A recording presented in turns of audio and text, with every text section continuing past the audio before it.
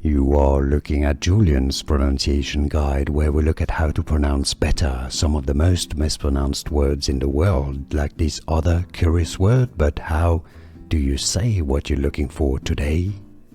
Let's learn once and for all how to pronounce this name of Scottish origin. It's the Scottish form of Elizabeth. Did you know that? Well, now you do.